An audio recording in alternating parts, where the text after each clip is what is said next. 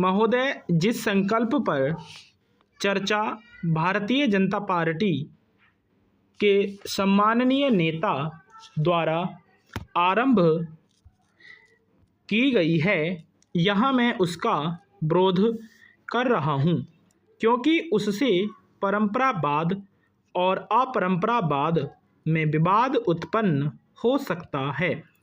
जब हमने 26 जनवरी 1950 को संविधान के अनुसार भारत को गणतंत्र घोषित किया था, उसके तत्काल बाद वर्ष 1952 से ही हमारे चुनाव संबंधी कानून बने हुए हैं।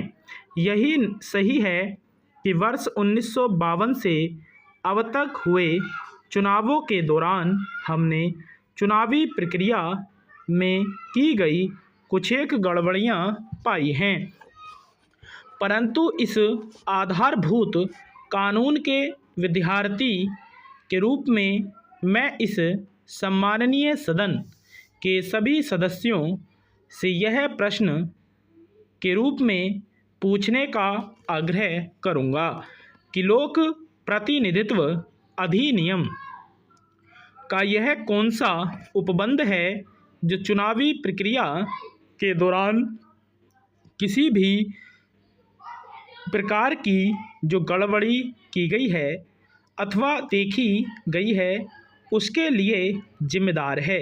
लोक प्रतिनिधित्व अधिनियम का वह कौन सा उपबंध है जिसे मेरे सम्माननीय मित्र और वरिष्ठ सदस्य ने चुनावी प्रक्रिया में धन शक्ति और बाहुबल का नाम दिया है?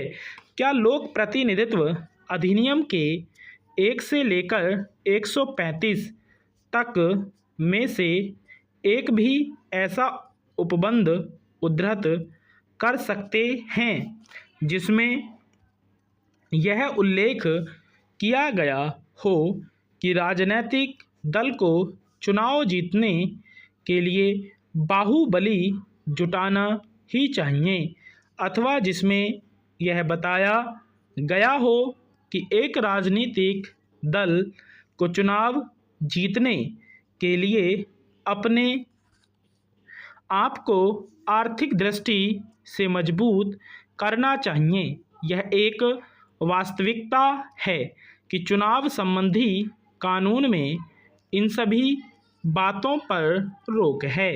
वास्तव में इसमें उल्लेख किया गया है कि इस प्रकार के कार्य नहीं किए जाने चाहिए, परंतु फिर भी ऐसा किया जाता है। हमें जानना चाहिए कि समस्या की जड़ कहाँ है, हम ऐसा क्यों करें। हम में से प्रत्येक को स्वयं से यह प्रश्न करना चाहिए कि उसने अपने निर्वाचन क्षेत्र में चुनाव जीतने के लिए कितना खर्च किया। क्या मैंने स्वयं कानून का पालन किया अथवा अपने दल के आदेश का पालन किया? इसका उत्तर निश्चित रूप से सकारात्मक होना चाहिए।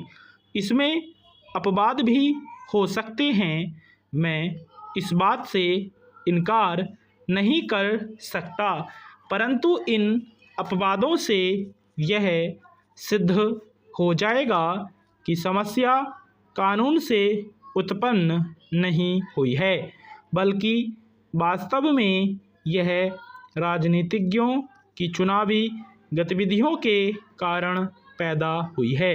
कानून के विद्यार्थी के रूप में आप देश में याचिकाओं के इतिहास को देखें।